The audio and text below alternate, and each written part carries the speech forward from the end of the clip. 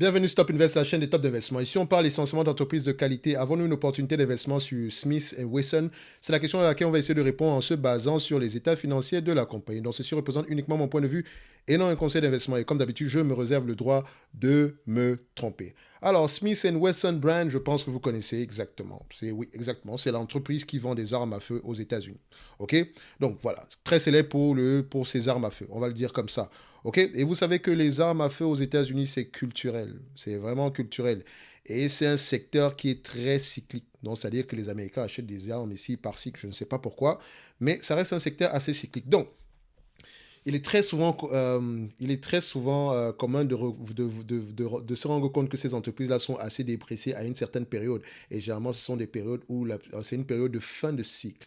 Ok, je me souviens de cette compagnie-ci, notamment aux alentours de la période de 2016 par là, où on avait des PER très très bas, pourtant on était dans un cycle très très haut. Ok, d'où l'important généralement est de comprendre la cyclicalité de certaines entreprises, ou bien la cyclicité, donc je pense que voilà, je ne sais pas. Allez-y, regardez si ça se dit de toutes les façons. Bref, comprenez ce que je veux dire. Quand on regarde la courbe à ce niveau-ci, on peut se dire ici que nous avons une compagnie qui est cyclique. Quand on regarde les revenus, et vous savez qu'ici on ne réfléchit pas en termes de courbe, on regarde les revenus ici, on peut se dire ici que nous avons une compagnie qui est assez cyclique. 1, 2, 3. Attention, vous voyez une certaine croissance ici, c'est notamment parce qu'il y a eu à faire des acquisitions entre-temps. D'accord? Donc, ça peut également avoir impacté l'entreprise sur cette période-là. Ça prend en considération. Donc aujourd'hui, ça va aller très très vite, on va prendre un raccourci. OK? Quand vous allez faire l'analyse en termes de revenus, vous allez constater que les revenus sont en dents de scie. Quand vous allez faire l'analyse ici en termes de marge brute ici, vous allez vous rendre compte que les marges brutes également ici sont en dents de scie. Mais attention, on se rend compte qu'il y a un changement depuis à peu près 2013 par là. Et ce changement depuis 2013 va apparaître au niveau des free cash flow et au niveau des net income. OK? Donc, si vous prenez les free cash flow et les net income, là en jaune, ce sont les net income, les free cash flow, en vert, ce sont les net income. Vous voyez que on a tendance à parler le même langage ici. Mais qu'est-ce qui se passe à partir de cette période-ci? On a des net income de plus en plus élevés, alors que sur toute cette période, entre 2012 et à peu près 2014 par là, on a quelque chose alentour des 25 millions. Mais à partir de cette période, donc sur les 10 dernières années à peu près, on a quelque chose alentour de 85 millions. D'accord? Et ça coïncide avec la marge brute ici. Donc, semble-t-il que cette compagnie-ci a dû faire une acquisition qui a changé beaucoup de choses ici, ou qui lui a permis d'avoir des revenus à peu près assez corrects ici, donc assez stables, d'accord, enfin, dans une certaine mesure, parce qu'elle vend des armes à feu, je pense qu'elle vend également des munitions, ce genre de choses-là. Bon, en même temps, je veux préciser une chose, c'est pas tous les jours qu'on tue les gens, donc faites attention ici. So, vous allez également remarquer qu'il y a quelque chose de bizarre ici, c'est que c'est une entreprise qui connaît souvent une croissance assez élevée, enfin, qui est souvent impactée positivement quand il y a des tueries de masse aux États-Unis. J'ai jamais compris pourquoi. Enfin, je comprends pourquoi, mais pour moi, ça n'a juste pas de... Voilà, c'est très bizarre. Bref, sur les 20 dernières années, ici, on se rend compte qu'on a 35% de marge brute. Sur les 10 dernières années, on a 39% de marge brute. Vous allez vous dire ici que bon, c'est presque rien du tout, mais ça a un impact. Toute la marge brute supplémentaire va descendre directement au niveau des net income, ce qui fait que les net income ici peuvent être impactés positivement. Donc, la question est de savoir quelles sont les marges quels sont les net income que j'utilise. Parce que c'est une entreprise qui pourra avoir le même niveau de revenu pendant très très longtemps. D'accord? Elle pourra, je pense que j'ai dit le même niveau en termes de moyenne. OK? On pourra avoir le même niveau de revenu. En termes de marge, on pourra avoir le même niveau de marge. OK? Quand on prend une moyenne. Donc il faut normaliser les résultats ici. Si je prends sur les 10 dernières années, on se rend compte ici que c'est presque 85 millions. À peu près 84,84 ici. Donc on va se dire ici, pour faire simple, 85 millions. OK? Mais dans ce 85 millions sur les 10 dernières années, 1, 2, 3, il y a 3 ans qui ont été des années à peu près aux alentours de 25 millions par là. Et quand on regarde bien sur les 20 dernières années, aux alentours de 25 millions, c'est exactement la moyenne, la moyenne, d'accord, la médiane. Donc en prenant 25 millions, il y a très peu de chances de se tromper. Donc, je vais normaliser les résultats ici. Donc, ce qui veut dire que tout ce qui est plus haut revenu, tout ça, je ne vais pas les prendre. Je vais normaliser les résultats directement ici à 25 millions de revenus. D'accord? Donc, environ 25 millions en termes de bénéfices. D'accord? Bénéfices. Bénéfices. OK? Maintenant, en termes de PER, je vais prendre 25 millions et environ ici 85 millions. Vous avez 85 millions sur les 10 dernières années. 85 millions bénéfices. Bénéfices, d'accord?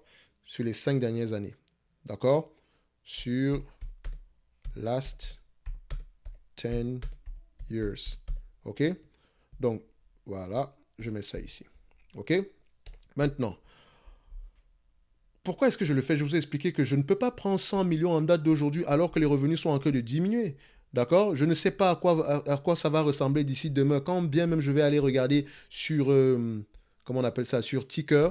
Qu'est-ce qu'on Ticker nous annonce ici? Ticker nous annonce quoi? Oh, j'ai failli mettre Ticker SWBI, Ticker symbole ici. Je prends ça sur le Nasdaq. Je vais directement ici sur les analyses estimate. Je vous laisse aller vérifier combien d'analyses il y a sur le dossier ici. Donc, en termes de revenus, on se rend compte 2023, on s'attend à avoir 2023, on s'attend à avoir des revenus très peu élevés. Quelque chose qui reviendra à ce qu'on a connu en 2012-2014. Donc, vous voyez que les analystes s'attendent à avoir des revenus très peu élevés. Donc, on les prend en considération. En termes de net income free cash flow ici, donc, où est-ce que tu te situes? Je les prends en termes de volume directement ici parce que les marges ne me servent presque à rien du tout ici, vu que je vais normaliser toutes ces affaires-là. Voilà. Donc, je les prends sur le même graphique. On ferme ça comme ça en histogramme. On met les shows là-bas. Donc, on a à peu près quelque chose ici en termes de normalize. Ici, quelque chose en tout de 250 millions. Ici, c'est combien? Donc, je vais les mettre, on va les mettre en millions. Voilà. Donc, si je les mets ici, vous voyez qu'on s'attend à peu près à avoir quelque chose en tout de 80 millions par là. En tout cas, cette année-ci, on aura plus que ça. Mais en moyenne, on va être aux alentours de, voilà, quelque chose supérieur à 25, inférieur à 80. Donc, je ne sais même pas à quel niveau je vais me situer ici entre-temps. Donc, ce que je vais faire, c'est ce qu'on va faire, genre, au pire des cas, c'est 25 millions en moyenne. D'accord? Donc, si j'arrive à choper cette entreprise ici à un prix qui équivaut à quelque chose fois 25 fois qui équivaut ici à peu près à 25 millions de bénéfices fois un multiple ici. D'accord? Le multiple ici, généralement, c'est combien? Donc, le marché paye généralement combien ici pour ce genre d'entreprise? Moi, personnellement, je ne paierai pas plus de 15 fois les bénéfices pour cette compagnie ici à un multiple, à un PER normalisé. Je ne paierai pas plus que ça.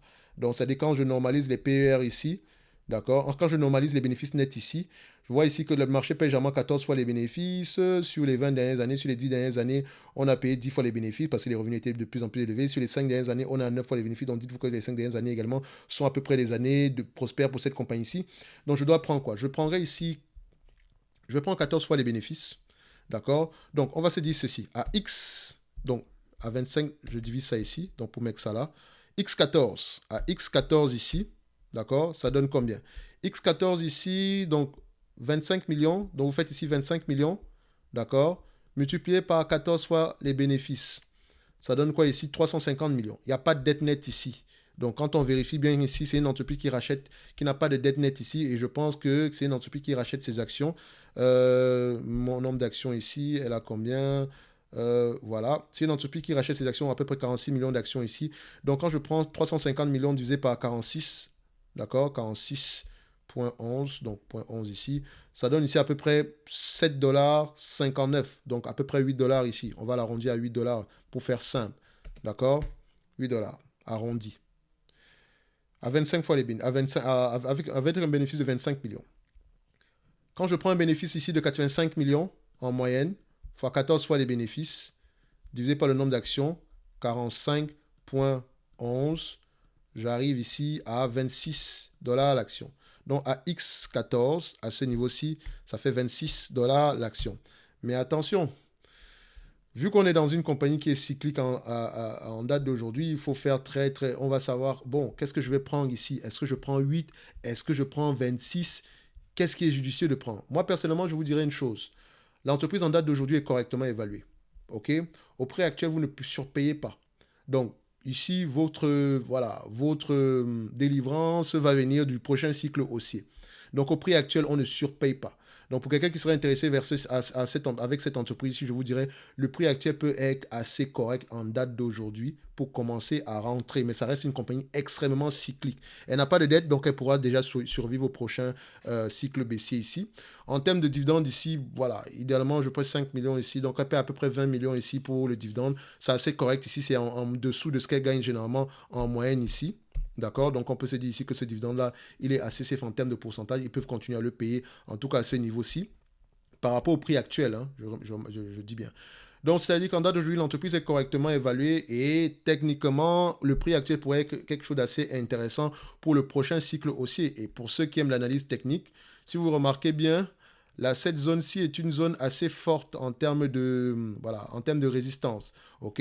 Donc, ça ne veut pas dire qu'elle ne peut pas aller plus bas que ça, mais vous remarquez ici que c'est une zone de résistance assez forte. Et vous remarquez qu'à chaque fois, surtout sur les 10 dernières années, l'entreprise a tendance à venir nous rechercher à ce niveau-là. Mais on ne prend pas de décision d'achat ici en se basant sur des courbes. OK?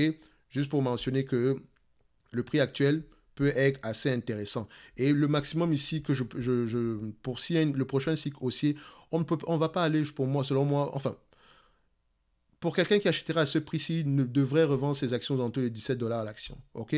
Pourquoi je dis 17 dollars à l'action? Si on prend les deux éléments ici, 26 plus 8 divisé par 2, ça vous donne ici aux alentours de 17 dollars à l'action. Donc, quand on joint les deux mondes ici, d'accord? Si on se dit ici que bon, ce n'est ni 85 millions, ce n'est ni 25 millions, c'est entre les deux. Entre les deux, c'est combien? On divise la poire en deux, on fait ça. Multiplié ici par 14 fois les bénéfices ici, divisé par le nombre, divisé par la dette nette actuelle ici, que je pense c'est 45 millions, quelque chose. Donc, on sera aux alentours de 17 dollars à l'action. OK?